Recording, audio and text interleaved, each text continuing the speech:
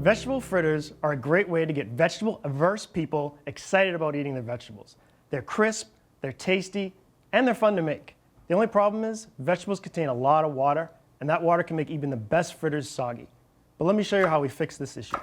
Starting with the red bell pepper, I'm going to slice it thin, 1/4 inch. I'm looking for about a cup.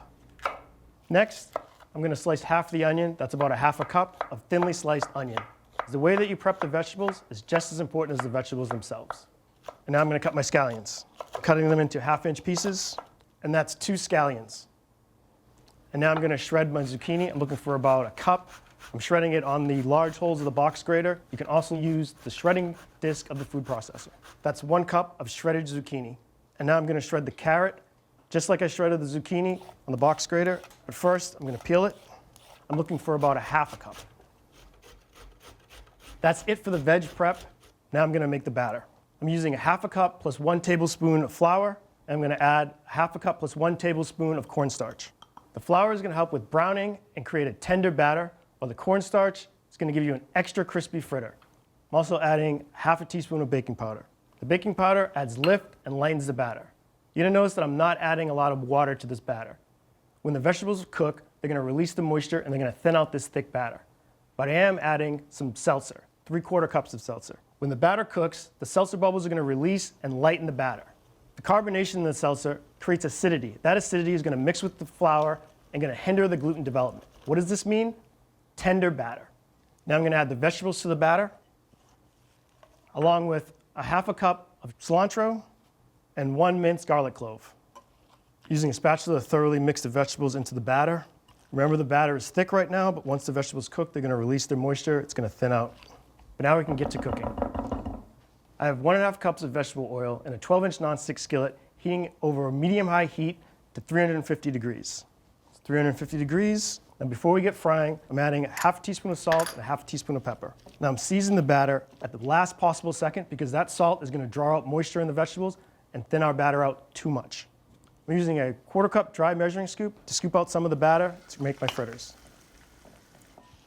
I'm using the back end of a spoon to spread the fritter out to about 4 inches. Now I'm doing that because I want lots of surface area for browning. And when you spread the fritter out, it's going to be right below the oil line. You're going to get even cooking. Now I'm going to do that 3 more times for a total of 4 fritters. Now we're going to cook the fritters until they're golden brown, about 2 to 4 minutes per side. If the temperature gets too high or too low, you want to adjust the temperature accordingly, because I want to be between 300 and 325. It's been about 3 minutes. I'm going to check on the fritters.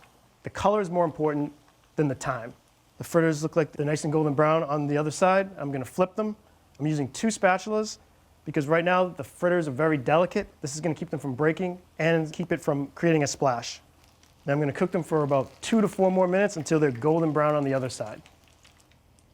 I'm taking the fritters out and I'm putting them on a paper towel lined sheet tray. I'm also turning the burner off. Now I'm dabbing the fritters on the paper towel for about 15 seconds on each side. And then I'm going to move them to the unlined side of the sheet pan. And then add a little salt. And now I'm going to turn the burner back on. And because we're shallow frying, it's going to reach that 350-degree temperature in no time at all. We're going to keep going until we've cooked a total of 3 batches. But first, you might need to give the batter a quick stir. The fritters are finished cooking. I've added them to this gorgeous platter. And now I'm going to whip up a quick sauce. I have 1/3 cup of mayonnaise. I'm going to add a tablespoon of prepared horseradish. It's been drained. A tablespoon of lemon juice. The horseradish is going to add a little heat, but not overpower the sauce.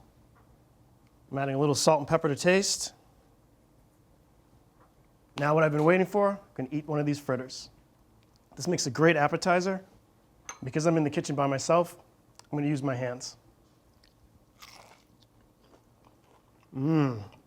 It's crisp on the outside, tender inside. It's delicious.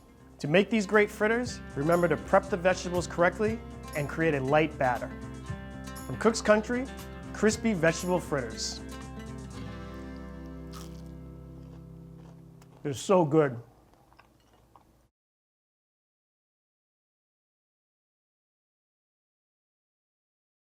Thanks for watching Cook's Country from America's Test Kitchen. So what'd you think? Leave a comment and let us know which recipes you're excited to make, or just say hi. Now you can find links to today's recipes and reviews in the video description. And don't forget to subscribe to our channel. See you later. Alligator.